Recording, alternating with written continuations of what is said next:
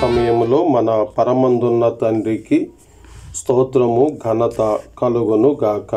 ప్రభునందు ప్రియులారా, ప్రభు పేరిట మీకు నా ప్రేమ వందనాలు తెలియచేస్తున్నాను. దేవుడు ఈ రాత్రి సమయంలో మిమ్మలను మీ కుటుంబములను తన ఉన్నతమైన మహాకృపయందు నిండుగా దీవించి ఆశీర్వదించును గాక. ప్రభునందు ప్రియులారా, అందరూ బాగుగా ఉన్నారు కదా. రాత్రి సమయంలో మీకు కొంచెం దేవుని వాక్యాన్ని ఇవ్వాలని ఆశతో, ఆయన ఇచ్చిన నడిపింపుతో నేను ఈ రాత్రి మీకు ఫిలిప్పీలకు రాసిన పత్రికను కొంచెం వాక్యం అందులోంచి ఏదో కొంతగా మీకు చెప్పాలని నేను ఆశిస్తూ ఉన్నాను. కాబట్టి నాతో ఫలంగా ఫిలిప్పీలకు రాసిన పత్రిక 1వ అధ్యాయము 1వ వచనాన్ని చదువుకుందాం. ఫిలిప్పీలో ఉన్న క్రీస్తు యేసునందలి సకల పరిశుద్ధులకును అధ్యక్షకులకును పరిచారకులకును క్రీస్తు యేసు దాసులైన పౌలును తిమోతియును శుభమని చెప్పి వ్రాయినది. చదవబడిన లేఖనాలను బట్టి పరమందున్న తండ్రికి స్తోత్రము కలుగును గాక. ఈ రోమా రాజ్యంలోనే మాసిదోనియా ప్రాంతంలో పౌలు ద్వారా ఇక్కడ తొలిసారిగా సంఘము స్థాపించబడింది.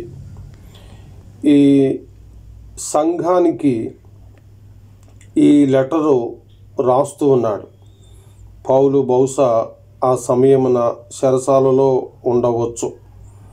కాబట్టి ఈ లెటరు రాయటం ద్వారా అక్కడ ఉన్నటువంటి అబద్ధ బోధకులను గమనించాలని, రెండవదిగా అక్కడ ఉన్నటువంటి సంఘములోని విశ్వాసులు మరింత ఆత్మ ధైర్యంతో ఐక్యమత్యంతో ఉండాలని పౌలు ఈ పత్రికలో చాలా మంచి విశేషాలను పొందుపరిచినాడు.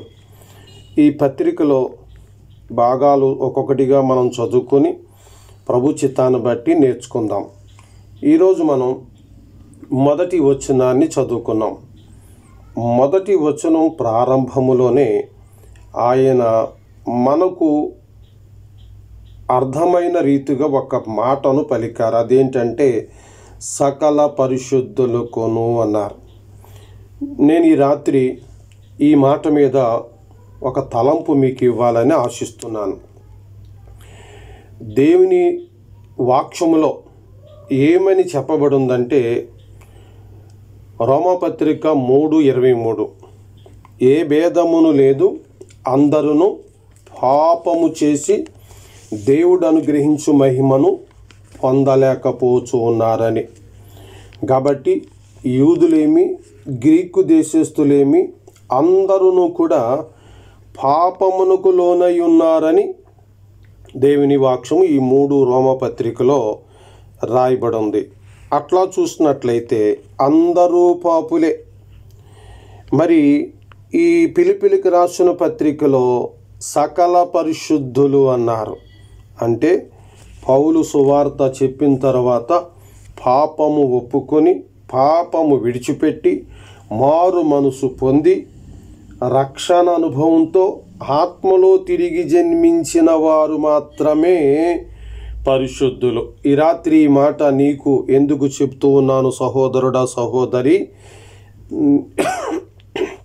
నీవు పరిశుద్ధురాలువేనా?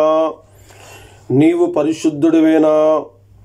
ఇది ఒకవేళ నువ్వు ఇంకనూ పరిశుద్ధురాలుగా ఉండకపోయినచో ఇదే మిక్కిలి అనుకూలమైన సమయము, ఇదే రక్షణ దినము.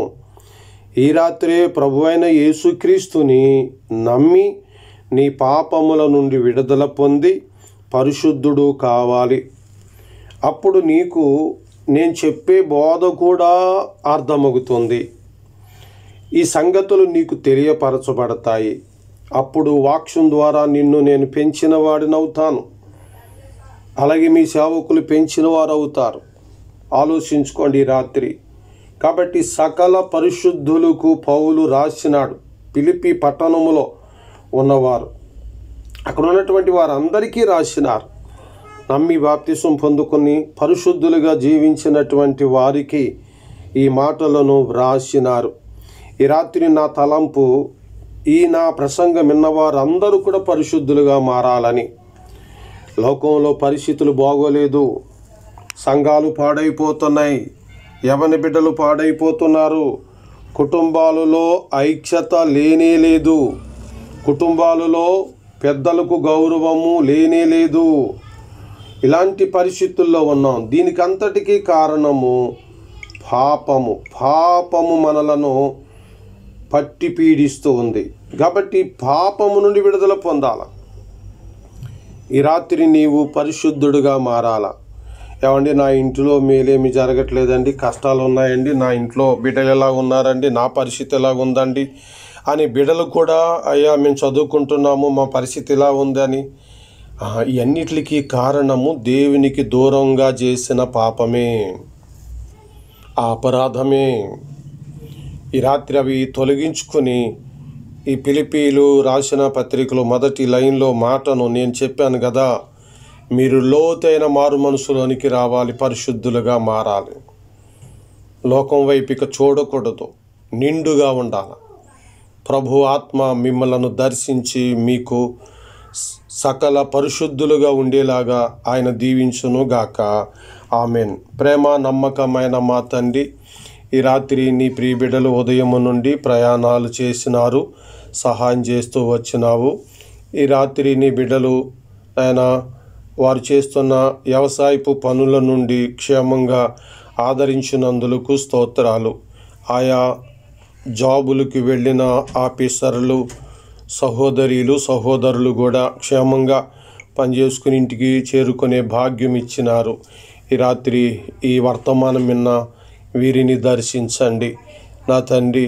ఈ రాత్రి ఎవరైతే అయిన వారిని పోగొట్టుకొని దుఃఖములతో ఉన్నారో ఆ వేదన, ఆ శోధన నుండి వారు తొలగింపబడి నన్ను ఆదరించబడే భాగ్యం దయచేయండి. ఏ లోటైతే ఉందో ఆ లోటు నాయన నీ నామములో నా ప్రభా నీ బిడ్డలకు లోటని అనిపించుకోకుండా మరో పక్క నుండి మంచి సహాయము నీ బిడ్డలకు దయచేయండి. భర్తను పోగొట్టుకున్న భార్యని ఓదార్చండి, భార్యని పోగొట్టుకున్న భర్తను ఓదార్చండి, పిల్లలను ఓదార్చండి, బిడ్డలను పోగొట్టుకున్న తల్లిదండ్రులకు ఓదార్పును కలగచేయండి నాయన. నీవు దుఃఖించవద్దని పౌలు గారి చేత వ్రాయించినావు. అయినా దుఃఖము మానని వారుంటుండగా ఈ రాత్రి ఆ విషయంలో కూడా గొప్ప నిరీక్షణ కలిగిన వారై ఉండి నా దేవుని దగ్గరికి నా వారు వెళ్ళారని కృతజ్ఞతతోటి యోబు మాదిరిగా ఆనందించుటకు సహాయం చేయండి నాయన. ఈ రాత్రి సమయంలో నా ప్రభువా విదేశాల్లో సహోదరులను దర్శించండి. బెహరాన్లో ఉన్న ప్రియులను కాపాడండి. అబుదాబిలోనున్న ప్రియులను, ఇట్లా గల్ఫ్ కంట్రీ అంతటిలోనున్నవారు, యుఎస్లో ఉన్నటువంటి వారు, ఆయా దేశాల్లో తెలుగు వారిని, ఆయా భాషలు మా ఇండియా వారు మాట్లాడేవారిని అందరినీ మీరు దర్శించమని ప్రార్థన చేస్తూ మా భారతదేశంలో మంచి పరిపాలన అందించులాగునను నీ కృపను ధారాళముగా అనుగ్రహించండి. వారు క్షేమంగా, ఆశీర్వాదకరముగా, దీవెనకరముగా అందరూ ఉండటానికి మీ కృపను అనుగ్రహించి దీవించమని ప్రార్థిస్తున్నాం నా తండ్రి. నీకు అసాధ్యమైనది ఏదీ లేదు నాయన. ఈ రాత్రి ఏ కుమార్తె అయితే గర్భఫలము లేకుండా ఉన్నదో ఆ కుమార్తెకు మీ నామములో నాయన గర్భఫలం అనుగ్రహించండి. ఈ రాత్రి వృద్ధాప్యములో ఉండి ఎవరైతే దిగులుతో ఉన్నారో వారిని దర్శించండి నాయన. మీ కృప వారికి అనుగ్రహించండి. ఈ రాత్రి నాయన మరి జ్వరాలతో ఉన్నారు, స్వస్థతపరచండి. వైరస్సు సంబంధమైన తెగుళ్ళు ఇంకనూ వ్యాపిస్తూ ఉన్నాయి, మీరే నివారింప చేయమని ప్రార్థిస్తున్నాము. మీ సత్యవాక్యమును విన్నటువంటి వారు రక్షణ పొందుకొని జీవము కలిగిన నీ సంఘములోనికి ప్రవేశించుటకు సహాయం చేయండి. ఘనత, మహిమ, ప్రభావములను చెల్లించుకొని ఈ రాత్రి ప్రార్థన అడుగుచున్నాము తండ్రి. ఆమెన్. దేవుని యొక్క దయ సదాకాలము మనందరికీ తోడై ఉండి నడిపించును గాక. ఆమెన్. అందరికీ వందనాలండి.